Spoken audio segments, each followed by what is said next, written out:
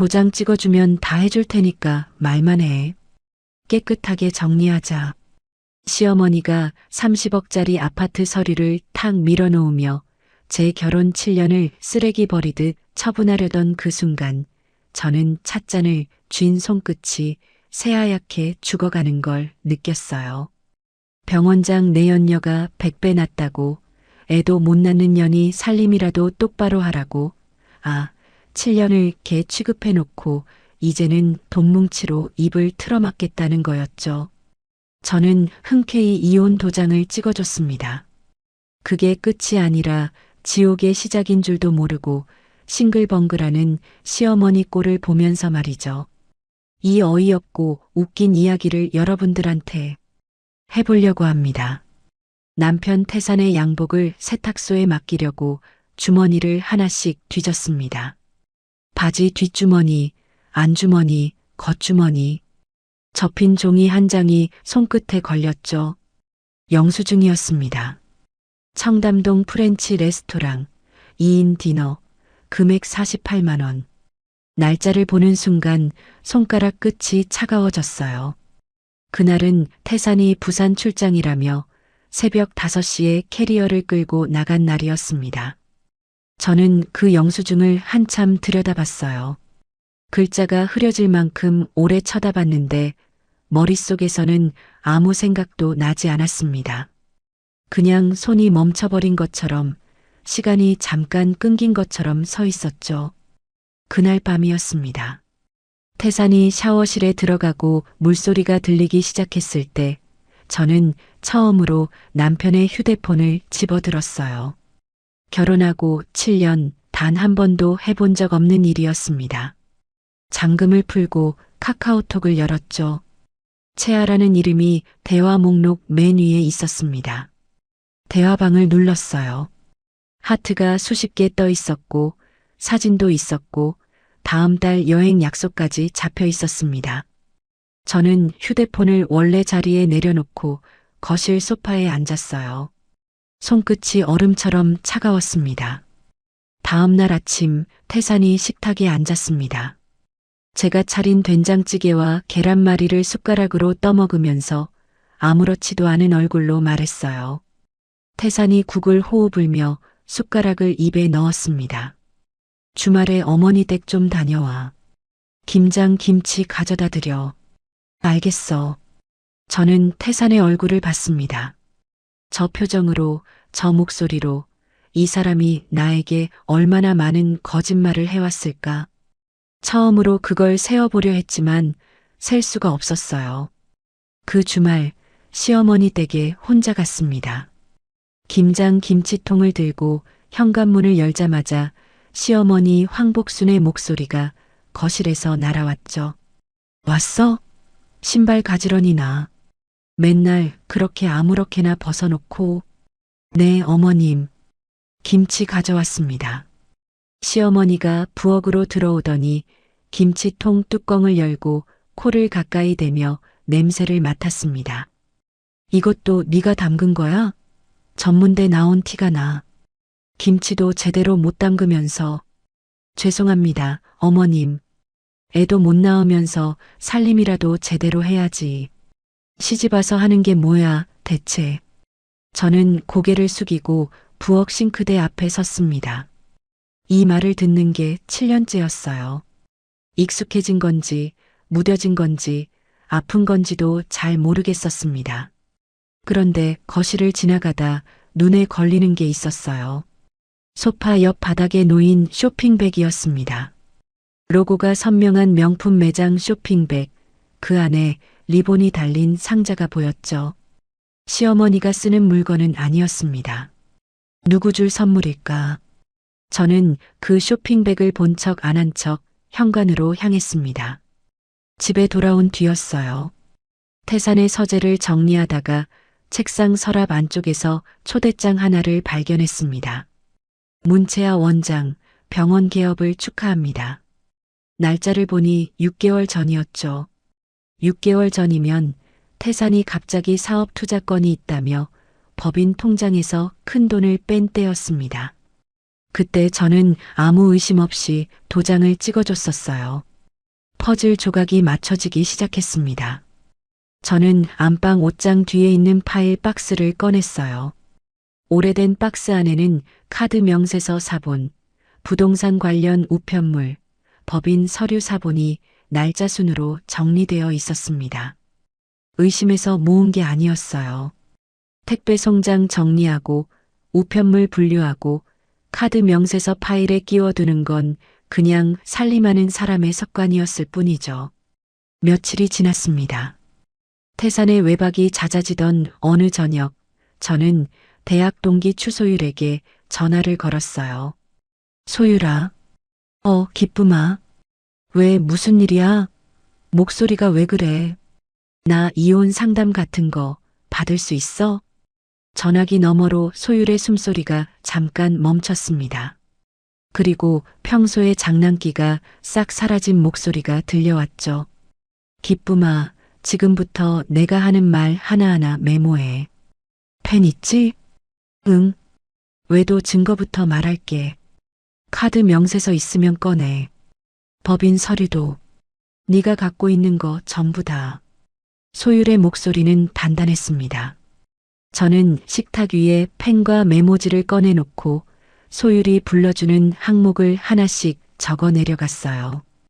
태산이 출장이라며 집을 비운 밤이었습니다.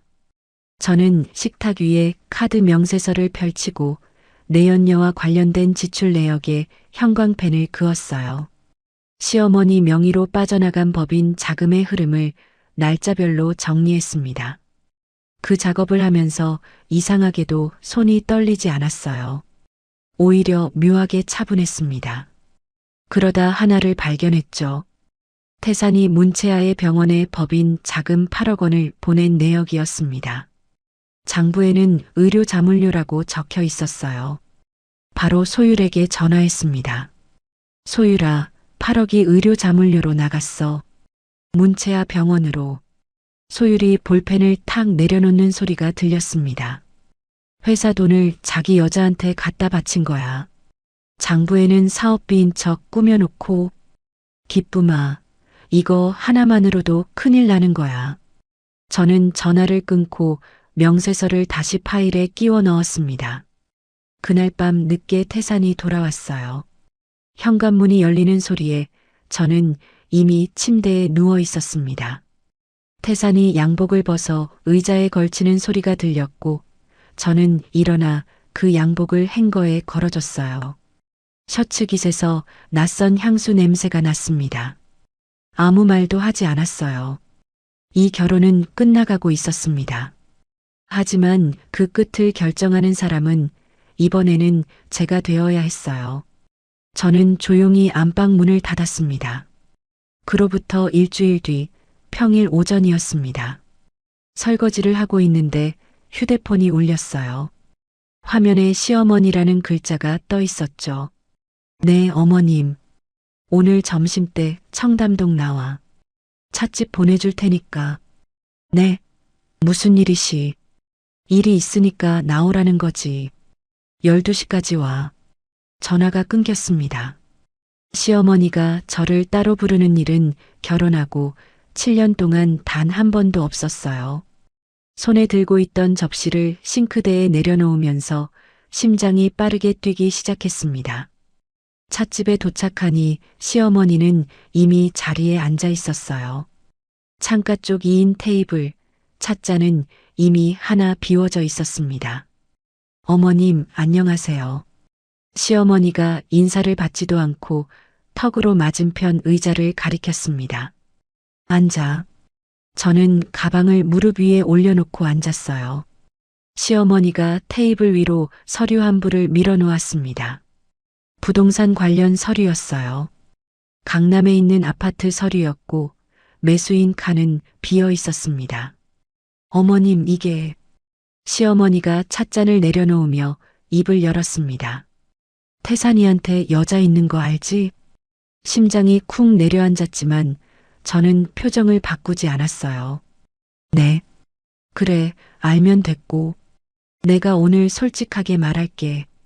시어머니가 서류를 손가락으로 톡톡 두드렸습니다. 그 여자 이름이 문채아야. 병원장이고 집안도 좋고 학벌도 좋아. 태산이한테는 그 정도가 어울려. 시어머니의 입꼬리가 살짝 올라갔어요.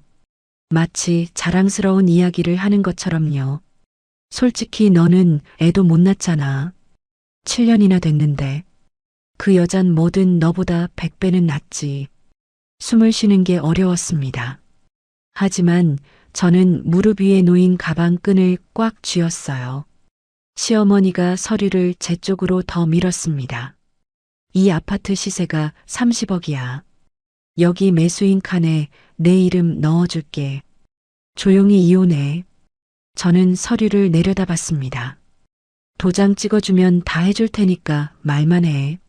뭐 더 필요한 거 있으면 그것도 들어줄게. 깨끗하게 정리하자. 시어머니의 말투는 마치 물건값을 흥정하는 것 같았어요. 제 결혼 생활 7년에 가격표를 딱 붙여놓은 것 같았죠. 눈앞이 하얘졌습니다. 찻잔을 쥔 손이 떨렸어요. 그 순간 소율의 목소리가 머릿속에 떠올랐습니다. 절대 감정적으로 반응하지 마. 저쪽이 카드를 다 보여줄 때까지 기다려. 저는 떨리는 손을 무릎 위에 내려놓고 숨을 깊이 들이마셨습니다. 하나, 둘, 셋. 그리고 고개를 들어 시어머니를 똑바로 봤어요. 알겠습니다, 어머님. 이혼하겠습니다. 시어머니의 눈이 커졌습니다. 입이 벌어지다가 다시 다물어졌어요. 분명히 제가 울거나 매달리거나 소리를 지를 거라고 생각했을 겁니다. 시어머니가 헛기침을 하며 표정을 수습했습니다. 그래, 역시 현명하네. 잘 생각했어.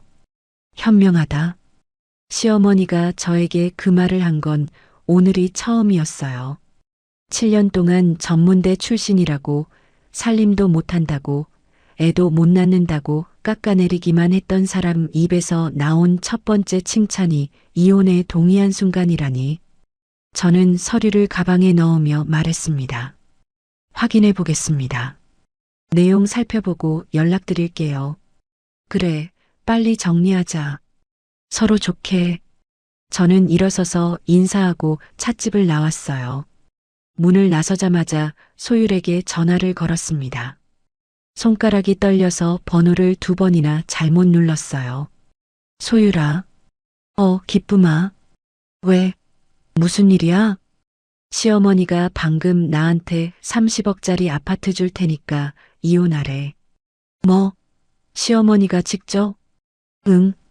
문채아라는 여자가 있는 거 인정하면서 그 여자가 태산이한테 어울린다고. 나한테는 아파트 주고 입 막으려는 거야. 소율이 잠깐 침묵했다가 낮은 목소리로 말했습니다. 기쁨아 들어. 저쪽이 먼저 조건을 제시했다는 건 말이야. 협상 주도권이 너한테 있다는 뜻이야. 저 사람들이 얼마나 급하면 30억을 먼저 꺼내겠어. 저는 찻집 앞 골목을 걸으면서 소율의 말을 들었어요. 발걸음이 조금씩 단단해지는 걸 느꼈습니다. 저는 이 상황에서 무력한 피해자가 아닐 수도 있었어요. 그날 저녁 태산이 퇴근하고 돌아왔습니다. 거실에서 넥타이를 풀면서 어색한 표정을 지었어요. 어머니한테 들었어. 네가 동의했다고. 응. 태산이 소파에 앉으며 고개를 살짝 숙였습니다. 미안해. 이렇게 된 거. 미안하다는 말이었지만 태산의 목소리에는 안도감이 가득했어요. 어깨에서 짐을 내려놓은 사람의 목소리였습니다. 이 사람은 이미 끝난 문제라고 생각하고 있었죠. 알았어. 저는 그 2글자만 말하고 부엌으로 들어갔습니다. 그날 밤 태산이 잠든 뒤 거실에 혼자 앉았어요. 시어머니가 건넨 서류를 다시 펼쳐봤습니다. 아파트 소유자 칸을 확인했죠. 소유자는 시어머니도 태산 개인도 아니었어요. 황태산 건설 주식회사라고 적혀 있었습니다. 저는 서류를 휴대폰으로 사진 찍어서 소율에게 카카오톡으로 보냈습니다. 1분도 안 되어 답장이 왔어요. 이거 회사 건물이잖아. 회사 재산을 이혼 합의금으로 주겠다는 건데 대표 마음대로 할 수 있는 게 아니야. 이사회 허락이 필요한 일이거든.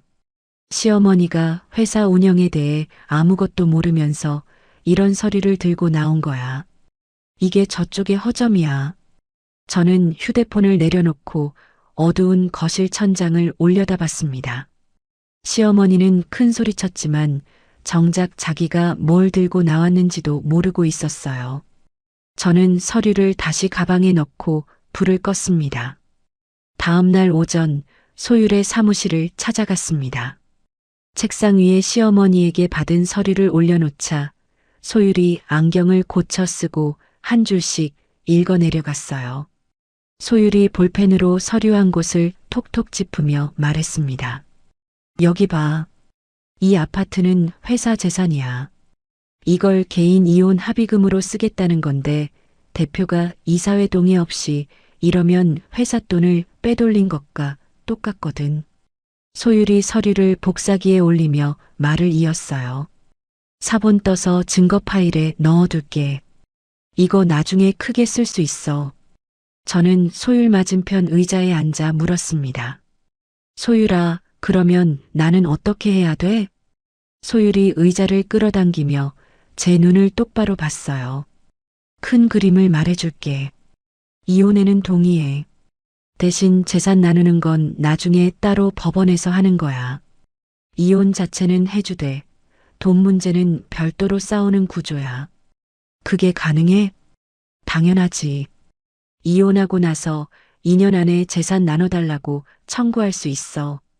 지금은 이혼에 동의하는 모습을 보여서 저쪽을 안심시키는 거야. 진짜 게임은 그 다음에 시작하는 거고. 저는 고개를 끄덕였습니다. 소율의 설명이 머릿속에 하나씩 그림을 그렸어요. 며칠 뒤 태산의 서재에서 청소를 하다가 서랍 안쪽에 USB 하나가 있는 걸 발견했습니다. 검은색 작은 USB가 서류 밑에 숨겨져 있었죠. 바로 소율에게 전화했어요. 소율아, 서랍에서 USB 하나 찾았어. 이거 복사해도 돼? 소율이 단호하게 말했습니다. 안 돼. 남편이라도 상대의 개인 저장 장치를 몰래 복사하면 나중에 법적으로 문제돼. 대신 컴퓨터에 꽂아서 파일 이름이랑 폴더 구조만 휴대폰으로 사진 찍어. 안에 뭐가 있는지 목록만 확보하는 거야. 저는 소율이 시킨 대로 했습니다. USB를 컴퓨터에 꽂고 폴더를 열었어요. 파일 이름들이 쭉 나왔는데 숫자와 날짜가 적힌 파일이 수십 개였습니다. 휴대폰으로 화면을 찍고 USB를 뽑아 원래 자리에 돌려놓았어요. 사진을 소율에게 보내자 1시간 뒤에 전화가 왔습니다. 기쁨아, 이거 이중 장부 파일이야. 파일 이름만 봐도 딱 보여. 회사 장부를 2개로 나눠서 관리한 흔적이야. 그러면 이걸 어떻게 해? 우리가 직접 손댈 필요 없어. 나중에 검찰이 수사하면 압수수색으로 가져갈 수 있는 거거든. 다만 이런 게 존재한다는 사실 자체가 나중에 수사가 필요하다는 근거가 돼. 저는 전화를 끊고 서재 문을 닫았습니다. 2주가 지났어요. 태산과 시어머니가 합의 자리를 잡았습니다. 태산 회사 근처 식당 룸이었죠. 문을 열고 들어가니 긴 테이블 한쪽에 시어머니, 태산 그리고 정장을 입은 남자 한 명이 앉아 있었습니다. 태산 측 변호사였어요. 시어머니가 자리를 가리키며 말했습니다. 앉아. 오래 안 걸릴 거야. 저는 맞은편에 앉았어요. 테이블 위에 합의서와 인감이 놓여 있었습니다. 시어머니가 합의서를 제 앞으로 밀었습니다. 깨끗하게 정리하고 서로 새 출발하자. 다 여기 적혀 있으니까 읽어보고 도장 찍어. 태산 측 변호사가 서류를 짚으며 내용을 설명했어요. 간단히 말씀드리면 30억 상당 아파트 명의를 이전해 드리는 대신 위자료나 재산 관련 추가 요구는 없는 걸로 하고 이혼 사유는 성격 차이로 기재합니다. 저는 합의서를 처음부터 끝까지 읽었습니다.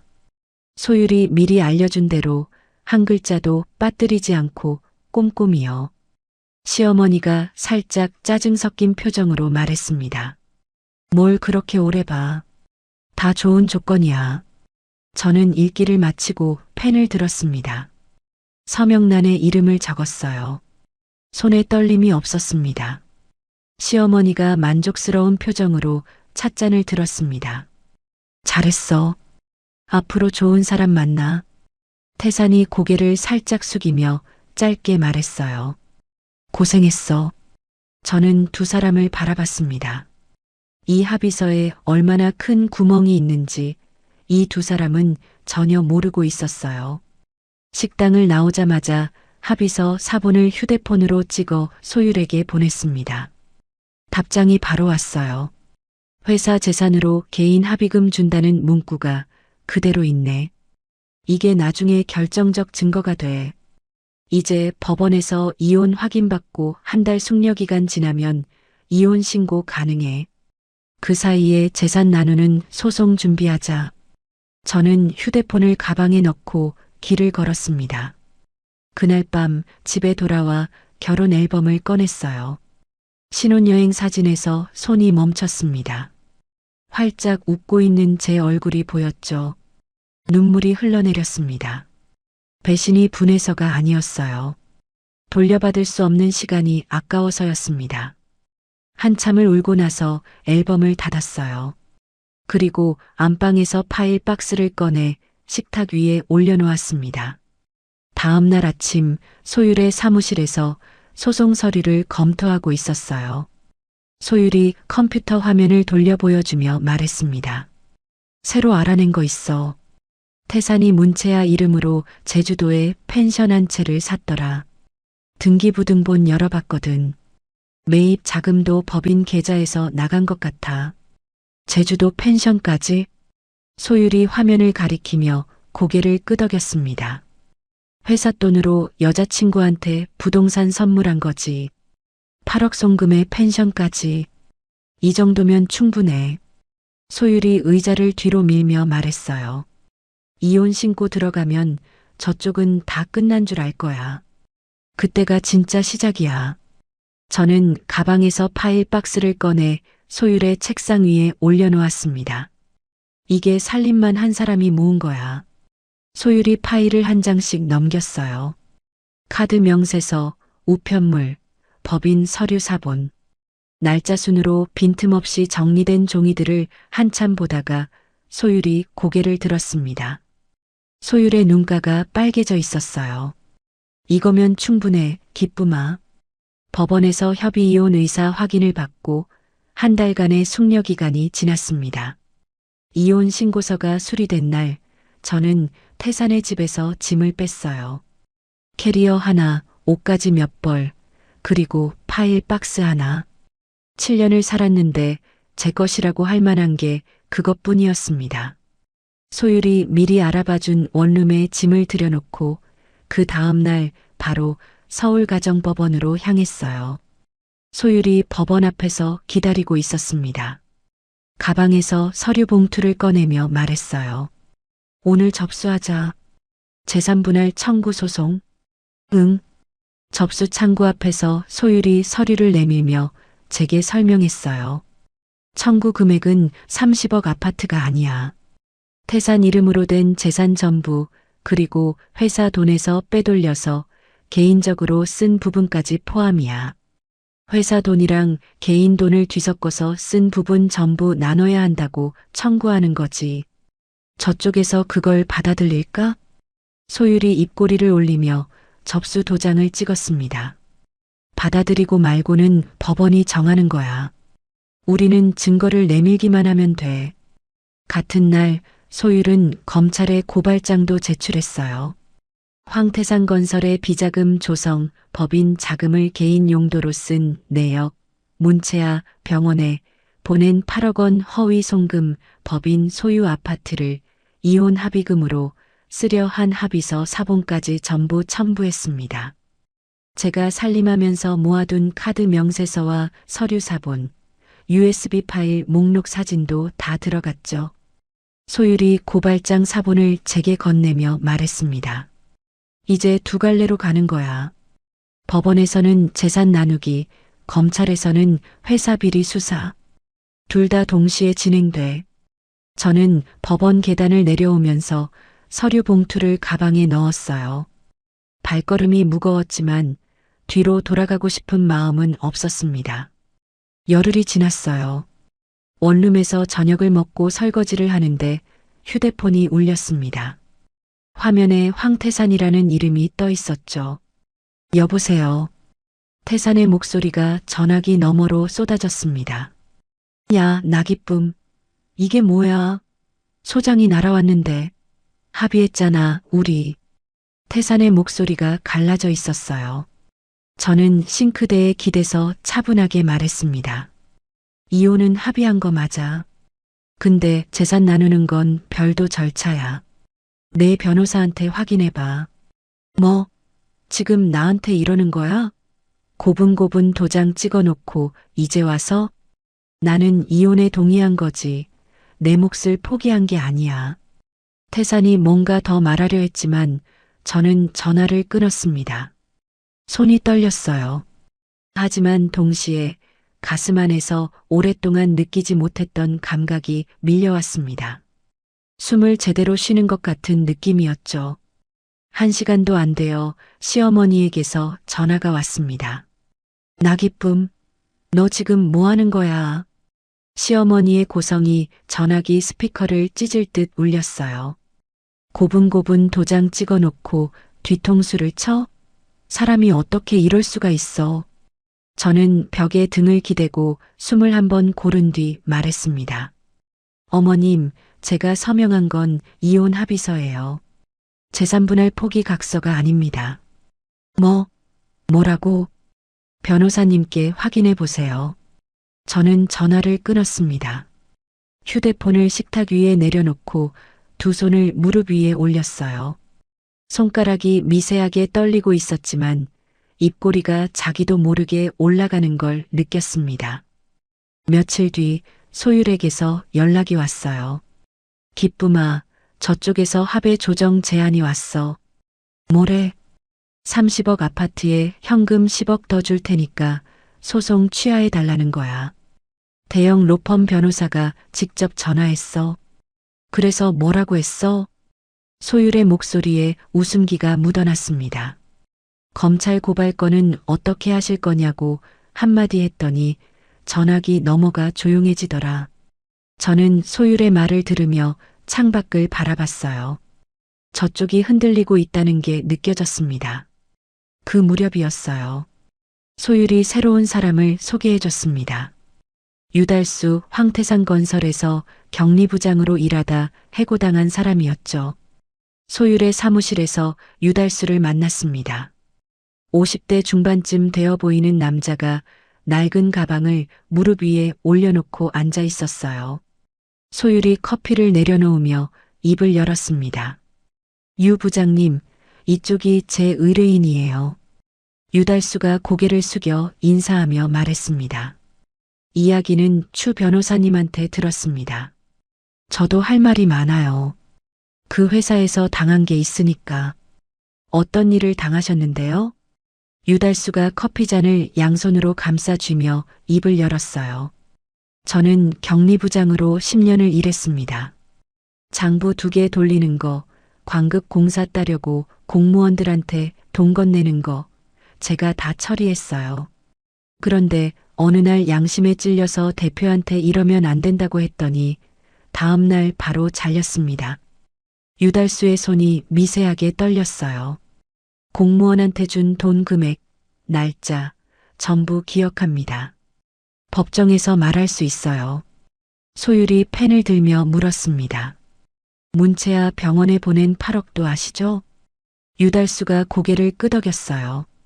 그거요. 장부에는 의료 자문료라고 적혀 있는데 자문 계약서 같은 건 없었습니다. 대표가 직접 저한테 이체하라고 시킨 거예요. 결제 서류에 대표 도장만 찍혀 있고 다른 임원 승인은 없었어요. 저는 유달수의 말을 들으며 메모를 했습니다. 그때 유달수가 잠깐 망설이다 말을 꺼냈어요. 하나 더 아시는 게 좋을 것 같은데요. 뭔데요? 유달수가 커피를 한 모금 마시고 목소리를 낮췄습니다. 그 문채아라는 여자, 황 대표한테만 그런 게 아니에요. 업계에서 소문이 있었거든요. 전에 다른 사업가한테도 같은 식으로 접근했다가 돈만 받고 관계를 끊었다고요. 처음부터 병원 자금줄로 접근한 거예요.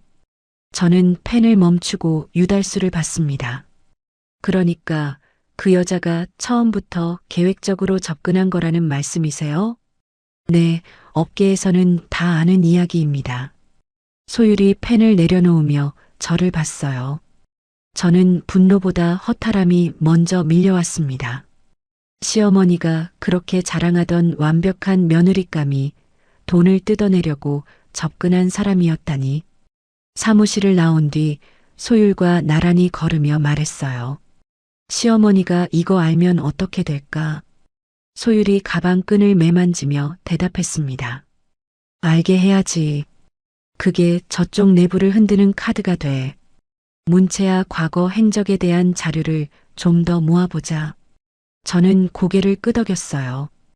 그 무렵 검찰 고발장이 접수된 걸 태산도 알게 됐습니다. 소율이 전해준 바로는 태산이 급하게 회사 회계 자료를 정리하기 시작했다고 했어요. 하지만 소율이 이미 법원에 증거보전 신청을 해놓은 상태였습니다. 증거를 없애지 못하도록 법원에 미리 보관을 요청하는 절차를 밟아놓은 거죠. 그날 저녁 원룸에 혼자 앉아 있었어요. 소율에게서 카카오톡이 왔습니다. 법원에서 증거보전 결정 나왔어. 태산회사 회계 자료 조치 들어간다. 저는 휴대폰을 내려놓고 창밖을 봤습니다. 어두운 하늘에 건물 불빛이 점점이 떠 있었어요. 이 싸움이 정말 시작됐다는 걸 온몸으로 느꼈습니다. 두려움이 아예 없다면 거짓말이겠지만 가슴 안에는 두려움보다 선명한 각오가 자리 잡고 있었어요. 저는 커튼을 치지 않고 창가에 서서 한참을 서울의 밤을 바라봤습니다. 증거보전 결정이 난 뒤 약 한 달이 지났습니다. 법원의 조치에 따라 황태산 건설의 회계 자료가 보전됐어요. 저는 직접 관여하지 않았지만 소율이 전화로 상황을 알려줬죠. 기쁨아, 태산이 사무실에서 엄청 항의했대. 소리 지르고 난리였다더라. 그래. 소율이 목소리를 낮추며 덧붙였습니다.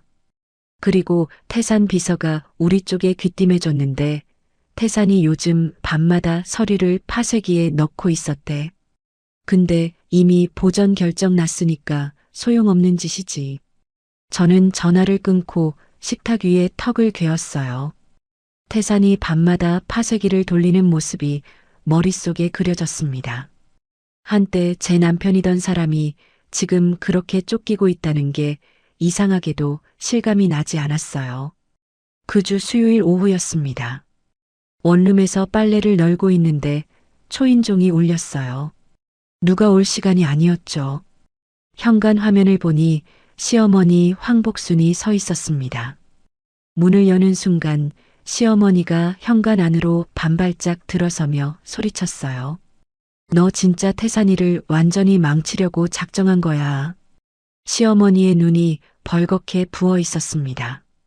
울다 온 얼굴이었어요. 어머님, 여기가 어디라고 이렇게 오셨어요. 어디긴 어디야. 네가 검찰에 고발까지 했다며. 아들을 감옥에 보내려고. 시어머니가 현관벽을 손바닥으로 탁 쳤습니다.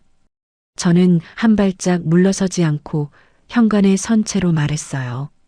이혼하라고 하신 분은 어머님이시고 저는 이혼했습니다. 그 이유는 법이 하는 일이에요. 법이 뭐야? 네가 가만히 있으면 될 걸 왜 이렇게까지 하는 거야?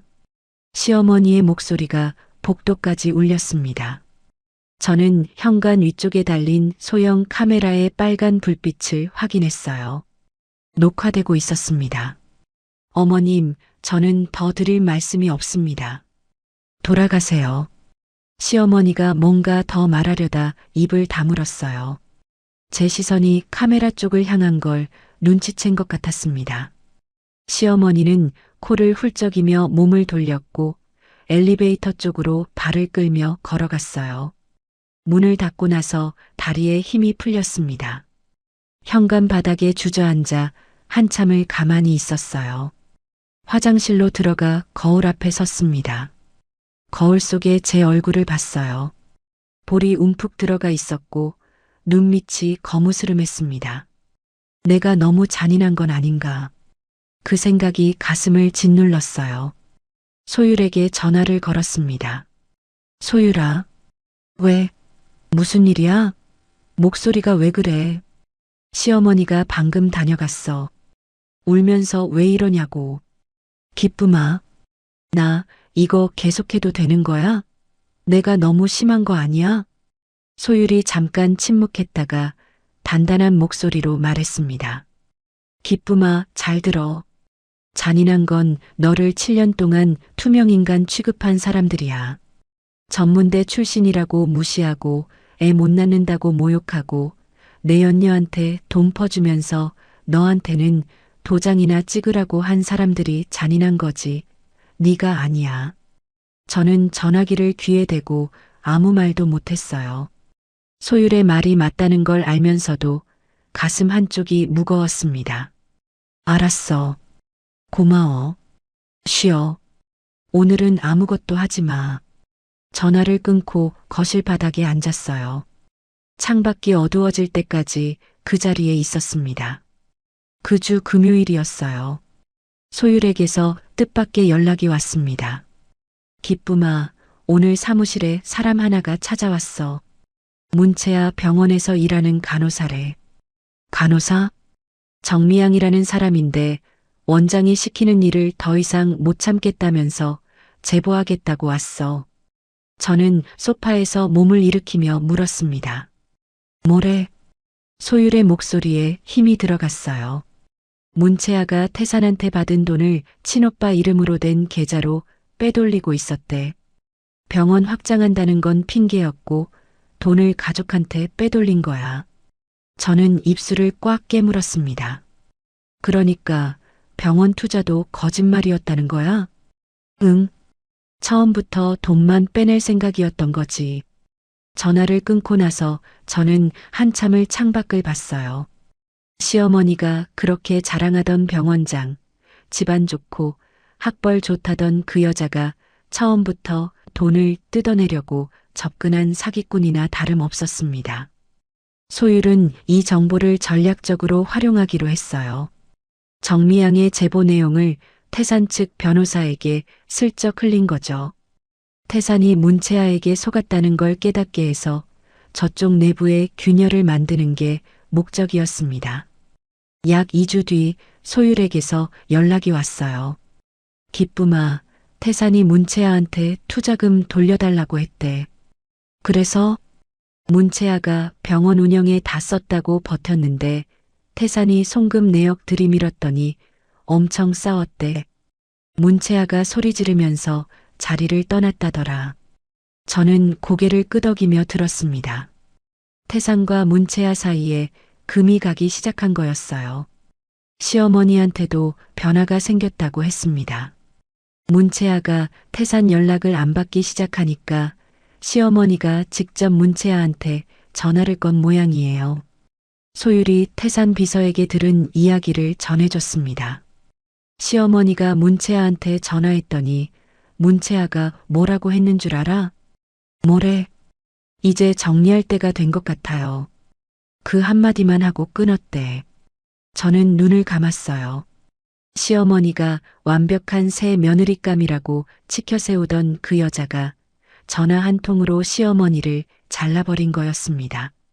시어머니는 태산에게 전화해서 그 여자가 대체 뭐냐며 또 소리를 질렀다고 했어요. 저쪽이 안에서부터 무너지고 있었습니다. 그 와중에 법원에서 재산분할 소송 첫 기일이 잡혔어요. 소율이 사무실에서 저와 마주 앉아 최종 전략을 점검했습니다. 첫 기일에서 승부 보는 건 아니야. 우리가 얼마나 준비됐는지 보여주는 자리야. 그 충격이 저쪽을 합의 테이블로 끌고 오는 힘이 되는 거지. 알겠어. 소율이 서류 바인더를 제 앞에 놓으며 말했어요. 오늘 이거 집에 가져가서 한 번 더 읽어봐. 내일 재판이니까. 저는 바인더를 가방에 넣고 원룸으로 돌아왔습니다. 식탁에 앉아 서류를 한 장씩 넘겼어요. 증거 목록 사이에 사진 한 장이 끼어 있었습니다. 태산이 문채아와 함께 찍은 사진이었어요. 제주도 펜션 앞에서 나란히 서 있었고 문채아가 태산의 팔짱을 끼고 웃고 있었습니다. 태산의 손목에는 시계가 채워져 있었어요. 제가 결혼기념일에 선물한 시계였습니다. 저는 그 사진을 한참 들여다봤어요. 아무 감정도 느끼지 못할 줄 알았는데 가슴 어딘가가 쓰렸습니다. 사진을 서류 사이에 다시 끼워 넣고 바인더를 닫았어요. 재판 당일 아침이었습니다. 법원 복도를 걸어가는데 맞은편에서 태산이 걸어오고 있었어요. 눈에 띄게 수척해져 있었습니다. 광대뼈가 드러나 보일 만큼 볼살이 빠져 있었고 양복이 어깨에서 흘러내리듯 걸쳐져 있었죠. 태산이 제 앞에서 멈춰 섰습니다. 기쁨아. 태산이 작은 목소리로 말했어요. 우리 이렇게까지 해야 돼? 저는 태산의 얼굴을 봤습니다. 한때 이 사람의 웃는 얼굴이 좋아서 결혼했었죠. 지금 그 얼굴에는 피로와 두려움만 가득했어요. 법정에서 보자. 저는 그 말만 하고 소율과 함께 법정 안으로 들어갔습니다. 방청석을 돌아보니 시어머니 황복순이 맨 앞줄에 앉아 있었어요. 두 손을 무릎 위에 꼭 모으고 불안한 얼굴로 앞을 바라보고 있었습니다. 저는 시선을 거두고 원고석에 앉았어요. 소율이 서류를 펼치며 제 손등을 가볍게 한번 두드렸습니다. 재판이 시작됐습니다. 소율이 자리에서 일어나 원고 측 주장을 펼치기 시작했어요. 재판장님, 원고 나기쁨은 혼인기간 7년 동안 가사노동을 전담했습니다. 남편이 회사에 나가 일할 수 있었던 건 아내가 집안 살림을 전부 도맡았기 때문입니다. 재산을 나눌 때 그 기여를 인정해야 합니다. 소율이 서류 바인더를 들어 올리며 말을 이었습니다. 또한 피고 황태산은 혼인 기간 중 지속적으로 외도를 했으며 이혼의 책임이 전적으로 피고에게 있습니다. 소율이 바인더에서 서류를 한 장 꺼내 재판부에 제출했어요. 이것은 피고가 내연녀 문채아의 병원에 법인 자금 8억 원을 허위 명목으로 보낸 내역입니다. 장부에는 의료 자문료라고 적혀 있지만 자문 계약서는 존재하지 않습니다. 방청석에서 웅성거리는 소리가 들렸어요. 저는 고개를 돌리지 않았지만 시어머니가 앉아 있는 쪽에서 숨을 들이키는 소리가 났습니다. 소율이 두 번째 서류를 꺼내며 말했어요. 그리고 이것은 이혼합의 당시 피고 측이 원고에게 제시한 합의서입니다. 여기 보시면 법인 소유 아파트를 이혼 합의금으로 넘기겠다고 적혀 있습니다. 회사 재산을 개인 이혼 합의금으로 쓰겠다고 합의서에 직접 쓴 겁니다. 저는 맞은편에 앉은 태산의 얼굴을 봤어요. 태산이 입술을 꽉 깨물고 있었습니다. 태산 측 변호사가 일어섰어요. 재판장님, 법인 관련 자료는 이혼 재산분할과는 별개의 문제입니다. 이 자리에서 논의할 사안이 아닙니다. 소율이 바로 받아쳤습니다. 별개라고요? 법인 자산을 개인 이혼 합의금으로 쓰겠다고 합의서에 직접 적은 건 피고 본인입니다. 회사 돈과 개인 돈을 섞어 쓴 걸 스스로 인정한 증거예요. 이걸 별개라고 하시면 이 합의서는 뭐가 됩니까? 태산 측 변호사가 입을 열었다 다물었어요.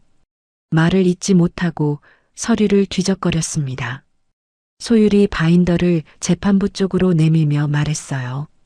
재판장님, 이 바인더에는 피고가 외박한 날짜와 카드 사용 내역이 교차 표시되어 있습니다. 외도의 시간적 흐름이 명확하게 드러납니다. 재판장이 바인더를 받아들고 몇 장을 넘기다가 저를 봤습니다. 원고가 직접 정리한 건가요? 저는 자리에서 일어나 대답했어요. 네, 재판장님. 살림하면서 정리한 겁니다. 카드 명세서 나오면 파일에 끼워두고 우편물 오면 날짜별로 분류하는 게 습관이었습니다. 재판장이 고개를 끄덕이며 바인더를 내려놓았어요. 다음은 증인 순서였습니다. 유달수가 증인석에 앉았어요. 낡은 양복을 입고 있었지만 눈빛은 단단했습니다. 소율이 유달수에게 물었어요. 증인은 황태상 건설에서 어떤 업무를 담당하셨습니까? 유달수가 마이크를 당기며 대답했습니다. 격리부장으로 10년 근무했습니다. 회사 자금 관리를 전부 맡았습니다. 문채아 병원에 보낸 8억 원에 대해 아시는 바를 말씀해 주세요. 유달수가 숨을 한번 고르고 입을 열었어요. 2023년 9월 15일 대표가 직접 제 사무실에 와서 이체하라고 했습니다.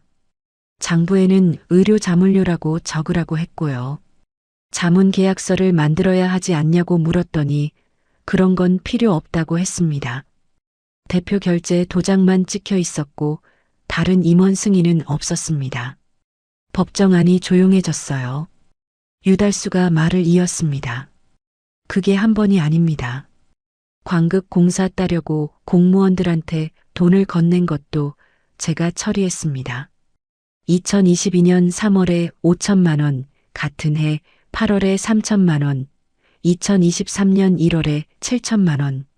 전부 제가 현금으로 인출해서 대표한테 전달했습니다. 태산의 얼굴이 하얗게 변했어요. 태산이 몸을 앞으로 기울이며 뭔가 말하려 했지만 태산 측 변호사가 태산의 팔을 잡아 제지했습니다. 유달수가 마지막으로 덧붙였어요. 제가 이걸 문제 3자 다음 날 해고 통보를 받았습니다. 10년 일하고 하루아침에 잘렸습니다. 증인 신문이 끝났어요. 태산 측 변호사가 급히 태산에게 몸을 기울여 귓속말을 나눴습니다. 두 사람이 한참을 속삭이더니 태산 측 변호사가 일어섰어요. 재판장님, 합의를 위한 조정 기일을 요청합니다. 소율이 제 옆에서 조용히 속삭였습니다. 첫 기일의 조정 요청이면 사실상 항복 선언이야. 저는 고개를 살짝 끄덕이고 앞을 바라봤어요. 재판이 끝났습니다. 법정 문을 나서는데 복도에서 시어머니의 목소리가 울렸어요. 태산아, 회사 돈을 그 여자한테 8억이나 줬어? 8억을. 시어머니가 태산의 팔을 붙잡고 흔들었습니다. 태산의 얼굴이 일그러졌어요. 엄마, 여기서 이러지 마. 태산이 소리치자 시어머니가 그 자리에서 주저앉았습니다. 무릎이 바닥에 닿는 둔탁한 소리가 났고 시어머니가 얼굴을 두 손으로 감싸며 울기 시작했어요. 저는 복도 끝에서 그 장면을 봤습니다. 한때 가족이었던 사람들이었어요. 통쾌함 같은 건 느껴지지 않았습니다. 그냥 무거운 피로감만 온몸에 내려앉았어요. 법원을 나와 소율과 근처 카페에 앉았습니다. 소율이 아메리카노를 한 모금 마시며 말했어요. 조정 기일에서 저쪽이 금액을 제시할 거야. 근데 검찰 수사가 본격적으로 시작되면 태산 재산 자체가 묶일 수 있어. 그러니까 조정을 빨리 끝내는 게 우리한테도 유리해. 그러면 얼마나 받을 수 있는 거야? 소율이 컵을 내려놓으며 대답했습니다. 아까 법정에서 본 것처럼 저쪽이 완전히 밀렸잖아. 우리가 원하는 조건에 가깝게 끌어올 수 있을 거야. 저는 커피를 두 손으로 감싸쥐고 한참 가만히 있었어요. 소율아, 이게 끝나면 나 뭐 하고 싶은지 모르겠다. 소율이 제 얼굴을 보며 살짝 웃었습니다. 그건 끝나고 천천히 생각해도 돼. 카페를 나와 원룸으로 돌아왔어요. 가방을 내려놓고 소파에 앉았는데 휴대폰이 울렸습니다. 모르는 번호였어요. 여보세요? 나기쁨 씨죠? 저 문채아예요. 심장이 한번 크게 뛰었습니다. 저는 휴대폰을 꽉 쥐고 대답했어요. 네, 맞아요.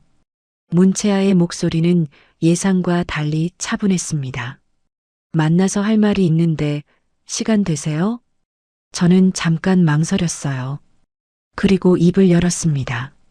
좋아요. 전화를 끊자마자 소율에게 카카오톡을 보냈습니다. 문채아한테 전화 왔어. 만나자고 해. 소율의 답장이 바로 왔어요. 만나. 대신 대화 내용 기록할 수 있게 준비해. 내가 방법 알려줄게. 이틀 뒤 강남의 한 호텔 라운지에서 문채아를 만났습니다.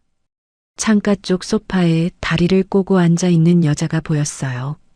화면에서 봤던 것보다 훨씬 날카로운 인상이었습니다.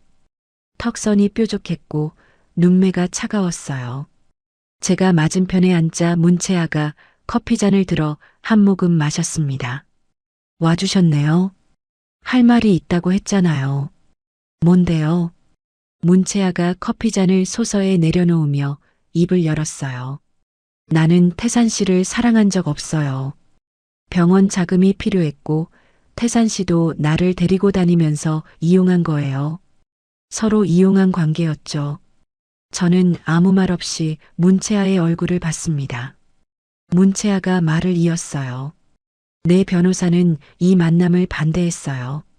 근데 직접 만나고 싶었어요. 결과적으로 보면 당신이 제일 똑똑한 사람이었거든요. 그래서 하고 싶은 말이 뭔데요? 문채아가 몸을 앞으로 살짝 기울였습니다. 태산 씨가 나한테 투자금 돌려달라고 협박하고 있어요. 나는 이 일에서 빠지고 싶어요.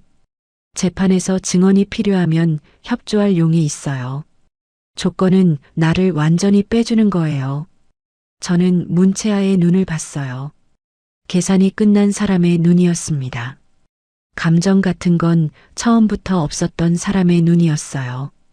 저는 자리에서 일어나며 말했습니다. 생각해 볼게요. 호텔 라운지를 나왔어요.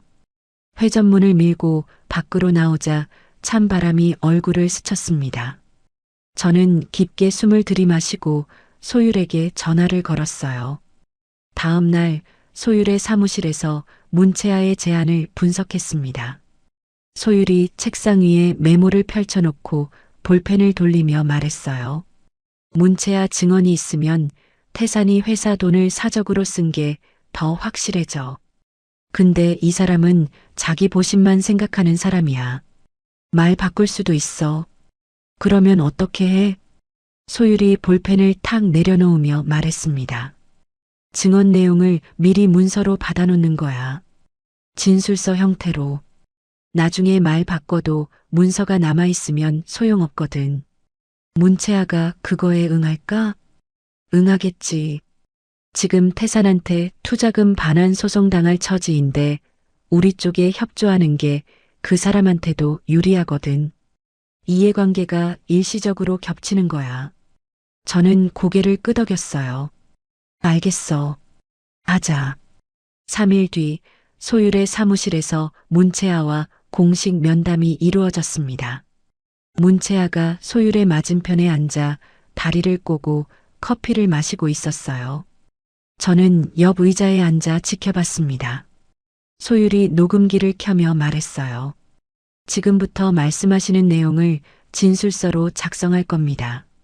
한 가지씩 여쭤볼게요. 황태산 씨가 병원에 투자한 자금의 출처를 알고 계셨나요? 문채아가 커피잔을 내려놓으며 대답했습니다.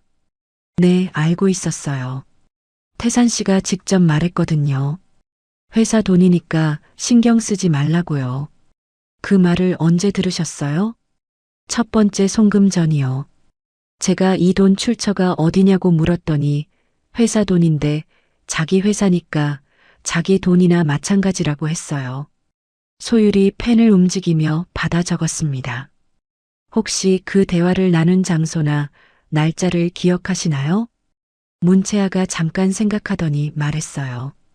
2023년 8월 말이었어요. 청담동에서 저녁 먹으면서요. 정확한 날짜는 카드 내역 보면 나올 거예요. 소율이 고개를 끄덕이며 진술서를 정리했습니다. 문채아가 서명을 하고 일어서면서 저를 봤어요. 이걸로 된 거죠? 소율이 대답했습니다. 네, 오늘은 여기까지입니다. 문채아가 가방을 들고 문 앞에서 멈춰 섰어요. 저를 한번 돌아보더니 아무 말 없이 나갔습니다. 문이 닫힌 뒤 소율이 진술서를 파일에 끼우며 말했어요. 이거면 돼. 재산분할 소송이랑 검찰 수사 양쪽에 다 쓸 수 있어. 그로부터 약 2달이 지났습니다. 어느 저녁 원룸에서 라면을 끓이고 있는데 TV 뉴스 속보가 나왔어요. 중견 건설사 황태산 건설에 대해 검찰이 본격적인 수사에 착수했습니다. 법인 자금 유용 및 광급 공사 비리 혐의입니다. 화면에 태산의 회사 건물이 보였어요. 정문으로 수사관들이 들어가는 장면이었습니다. 저는 라면 냄비를 불 위에 올려놓은 채 TV 앞에 서 있었어요. 한때 제 남편이던 사람의 회사가 무너지고 있었습니다. 이게 내가 원한 결과인지 스스로에게 물어봤지만 대답이 나오지 않았어요. 검찰 수사 소식이 퍼지자 태산의 사업 파트너들이 하나둘 등을 돌리기 시작했다고 소율이 전해줬습니다. 진행 중이던 건설 현장의 투자자가 돈을 빼겠다고 통보했고 태산이 급하게 회사 재산을 팔려고 했지만 수사 중인 회사 물건을 사겠다는 곳은 없었대요. 그리고 어느 날 저녁이었습니다. 퇴근길에 원룸 앞 골목을 걸어오는데 건물 입구에 누군가 서 있었어요. 태산이었습니다. 검은 코트를 입고 있었는데 코트가 한 치수 커 보일 만큼 몸이 말라 있었어요. 저를 보자 태산이 한 발짝 다가왔습니다. 기쁨아. 저는 발을 멈추고 태산을 봤어요. 여기에 왜 왔어? 태산이 두 손을 코트 주머니에 넣은 채 고개를 숙였습니다. 검찰 고발만 취하해줘. 부탁이야. 회사가 이러면 직원 200명이 길바닥에 나앉아. 그 사람들은 아무 죄도 없잖아. 태산의 목소리가 떨리고 있었어요. 저는 잠깐 흔들렸습니다. 200명의 직원들, 그 사람들의 가족들. 그런데 소율이 예전에 했던 말이 떠올랐어요. 그 사람이 평소에 직원 걱정을 한 적이 있었어? 없었습니다. 직원들 야근시키면서 자기는 내연녀 만나러 갔고 명절 보너스 깎으면서 문채아 병원에 8억을 보냈어요. 저는 태산의 눈을 똑바로 보며 말했습니다. 그건 직원들한테 할 말이지 나한테 할 말은 아니야. 태산의 얼굴이 일그러졌어요. 뭔가 더 말하려 입을 열었다 다물었습니다. 저는 태산 옆을 지나 건물 안으로 들어갔어요. 엘리베이터 문이 닫히는 순간까지 뒤를 돌아보지 않았습니다. 태산이 돌아간 뒤 열린 재산분할 조정 기일이었어요. 태산 측 변호사가 금액을 제시하며 말했습니다. 현재 의뢰인의 재정 상황을 고려하면 아파트와 현금을 합해 이 금액이 현실적으로 지급 가능한 최대입니다. 소율이 서류를 넘기며 받아쳤어요. 회사 돈과 개인 돈이 섞여 있던 게 이미 입증됐잖아요. 회사 재산 중에 실질적으로 개인 자산이나 마찬가지인 부분까지 나눠야 한다는 게 우리 입장이고 기존 청구를 유지합니다. 조정위원이 양측의 주장을 들은 뒤 중재안을 제시했습니다. 아파트, 현금, 그리고 태산 이름으로 된 주식 일부가 포함된 안이었어요. 태산 측 변호사가 태산과 길게 상의했습니다. 태산이 고개를 떨구고 한참을 가만히 있다가 고개를 끄덕였어요. 태산 측 변호사가 일어서며 말했습니다. 수락하겠습니다. 소율이 제게 몸을 기울여 속삭였어요. 검찰 수사가 더 가면 저쪽 재산이 묶여. 지금 정리하는 게 확실한 승리야. 저는 고개를 끄덕였습니다. 수락할게. 조정이 성립됐어요. 법원 로비로 나오는데 벤치에 시어머니가 혼자 앉아 있는 게 보였습니다. 지나치려 했어요. 기쁨아. 시어머니의 목소리에 발이 멈췄습니다. 돌아봤어요. 시어머니가 고개를 들었는데 지난 몇 달 사이 몰라보게 늙어 있었습니다. 눈 밑에 깊은 그림자가 내려앉아 있었고 입술이 바짝 말라 있었어요. 그때 찻집에서 그러지 말았어야 했어. 저는 시어머니를 바라봤습니다. 그 말이 진심인지 그냥 후회인지 판단할 수 없었어요. 7년 동안 전문대 출신이라고 애 못 낳는다고 깎아내리던 사람이었습니다. 건강 챙기세요. 저는 그 말만 하고 돌아섰어요. 호칭을 붙이지 않았습니다. 더 이상 어머님이라고 부를 사이가 아니었으니까요. 그 주에 문채아에게서 마지막 카카오톡이 왔어요. 태산 씨가 결국 저한테 투자금 반환 소송 걸었어요. 제가 알아서 할 테니 신경 쓰실 필요 없어요. 자격은 없지만 대단한 사람이에요. 저는 그 메시지를 읽고 한참을 화면을 봤어요. 답장은 하지 않았습니다. 대화방을 나갔어요. 그날 밤 소율이 보내준 최종 조정조서 사본을 식탁 위에 펼쳐놓고 읽었습니다. 서류에 적힌 숫자를 한 줄씩 눈으로 따라갔어요. 이 긴 싸움이 끝났다는 게 실감이 나지 않았습니다. 승리감 같은 건 없었어요. 텅 빈 고요함만 가슴 안에 있었습니다. 창밖으로 서울의 야경이 보였어요. 신혼 때 태산과 함께 바라보던 것과 같은 도시였는데 완전히 다른 풍경처럼 느껴졌습니다. 저는 서류를 접어 파일에 넣고 불을 끄고 침대에 누웠어요. 천장을 바라보며 숨을 천천히 내쉬었습니다. 조정이 확정되고 2달이 지났습니다. 소율의 도움으로 재산 이전 절차를 하나씩 마무리했어요. 마지막으로 아파트 명의가 제 이름으로 바뀐 등기부등본을 받아든 날이었습니다.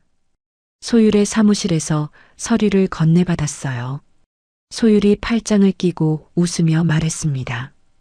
이거 액자에 넣어서 거실에 걸어둬. 저는 웃지 못했어요. 서류를 가방에 조용히 넣으며 생각했습니다. 이건 전리품이 아니에요. 지나간 시간의 정산서였습니다. 고마워, 소율아. 뭘? 밥이나 사. 소율이 제 어깨를 한번 툭 치며 사무실 문을 열어줬어요. 같은 시기 태산은 검찰 조사를 받았습니다. 법인 자금을 개인 용도로 쓴 혐의, 뒷돈을 주고받은 혐의로 재판에 넘겨졌다는 뉴스가 나왔어요. 저녁에 TV를 켰다가 뉴스 화면에 태산이 나왔습니다. 검찰청 계단을 내려오고 있었어요. 고개를 숙이고 카메라 플래시를 피하는 모습이었죠. 한때 중견 건설사 대표라는 타이틀로 골프장을 누비고 사교 모임에서 명함을 돌리던 사람이었습니다. 저는 TV를 껐어요. 더 이상 이 사람의 이야기가 제 이야기의 일부가 아니었습니다. 경제적으로 안정된 뒤 가장 먼저 한 일이 있었어요. 학원 등록이었습니다. 전문대 졸업하고 작은 회사에 취직했다가 결혼하면서 그만뒀죠. 그 뒤로 한 번도 다시 잡지 못했던 공부를 시작하기로 했어요. 학원 건물 앞에 섰을 때 시어머니 목소리가 귓가에 스쳤습니다. 전문대 나온 티가 나. 전문대 출신이 뭘 안다고. 7년 동안 들었던 그 말이 이제는 수치스럽지 않았어요. 오히려 이 문을 열게 만드는 힘이 되고 있었습니다. 저는 긴장과 설렘이 뒤섞인 채로 학원 문을 밀고 들어갔어요. 어느 날 오후 오랜만에 소율과 점심을 먹었습니다. 강남역 근처 국밥집에 마주 앉았어요. 소율이 국밥에 깍두기를 넣으며 말했습니다. 시어머니 요즘 매일 법원 다닌대.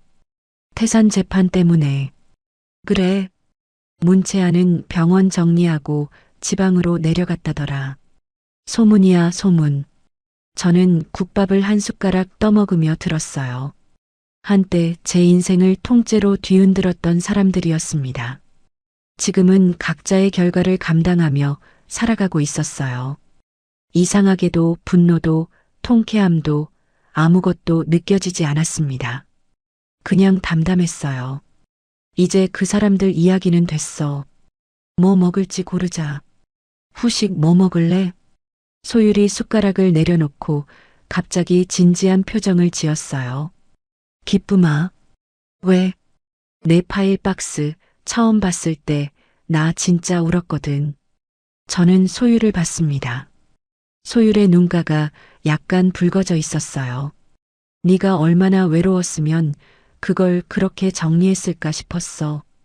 카드 명세서를 날짜 순으로 끼워 놓고 우편물을 분류해 놓고 아무도 안 봐주는데 혼자서 그냥 살림이었어.